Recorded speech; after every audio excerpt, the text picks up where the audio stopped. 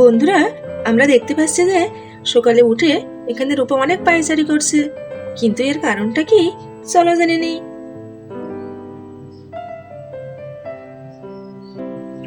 দূর ছাই, কিছু ভালো লাগে না, খুব টেনশন হচ্ছে আমার। আমার মেয়ে দুটো সেই সকালেই স্কুলে গিয়েছে, কিন্তু এখনো বাড়িতে আসলো না। ওদের তো স্কুল ছুটি হয় 12টায়, এখন তো 2টা বাজে। মেয়ে দুটো যে কেন এত দেরি করছে, খুব টেনশন হচ্ছে আমার।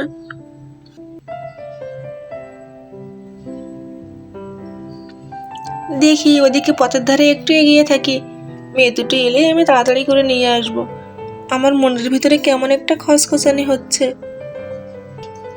রিঙ্কি আর পিঙ্কির মা পথের পানে চেয়ে থাকে কখন তার মেয়ে দুটো বাসায় আসবে।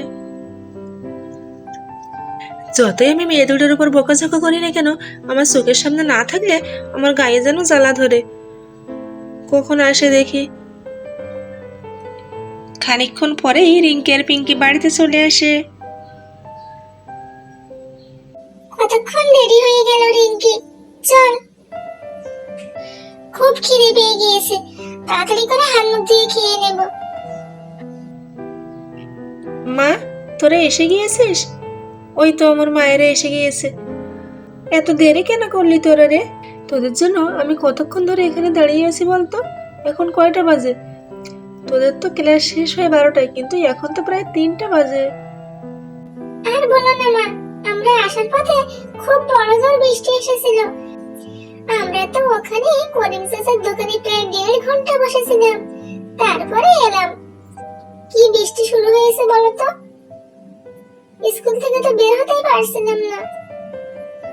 একটু থামলো, তারপর বের হলাম, আবার শুরু হয়ে গেল। তাই ওই করিম চাচার দোকানে অনেকক্ষণ বসেছিলাম মা। ও আচ্ছা, এই জন্য এত দেরি হয়েছে। আমি তো টেনশনে ছিলাম যে দুটো মেয়ে আমার কোথায় আছে কে জানে। শোন, তোরা হাত মুখ ধুয়ে নে, আমি তোদের জন্য খাবার দিচ্ছি, খেয়ে একটু ঘুমিয়ে পড়বি। অনেক কষ্ট হয়ে গিয়েছে তোদের। যা মা, হাত মুখ ধুয়ে আয়, আমি রান্নাঘরে গিয়ে খাবার বেড়ে দিচ্ছি। আচ্ছা মা, তুমি খাবার রেডি করো, আমরা হাত মুখ ধুয়ে আসছি। এই বল, চল।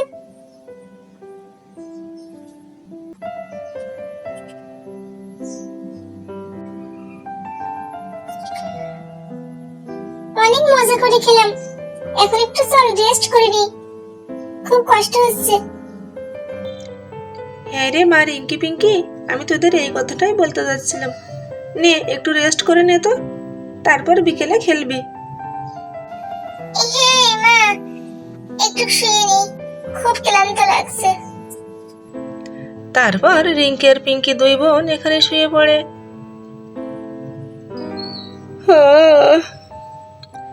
চলো আমি একটু রেস্ট করে নিই মেয়েদের সাথে, সারাদিন তো আর কম খাটুনি গেল না। তারপর বিকেলে উঠে বাকি কাজ বাজ করব। বন্ধুরা, তারপর এখানে রূপা তার দুই মেয়েকে নিয়ে একটু বিশ্রাম নিয়ে নেয়।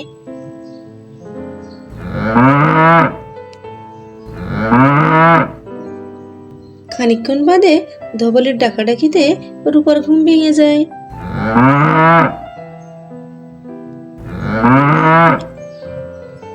চলো উঠে পড়ি, মনে হচ্ছে বিকেল হয়ে গিয়েছে। ধবলটা ডাকাডাকি করছে, ওর পেটটা মনে হয় খালি হয়ে গিয়েছে। মেয়েরা তো শুয়েই আছে, থাক আর একটু রেস্ট করে নি করা। আমি উঠি, ধবলিকে খড়কুটোগুলো দিয়ে আসি।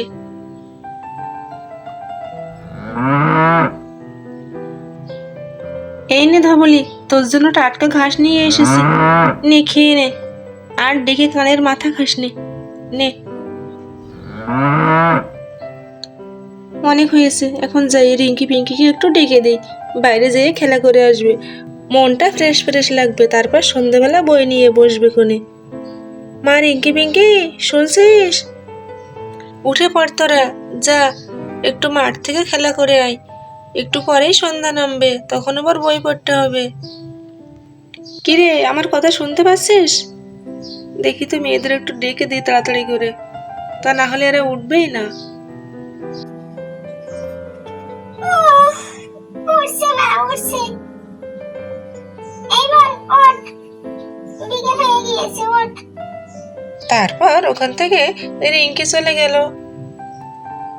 আর সাথে সাথে পিঙ্কিও ঘুম থেকে উঠে পড়ে।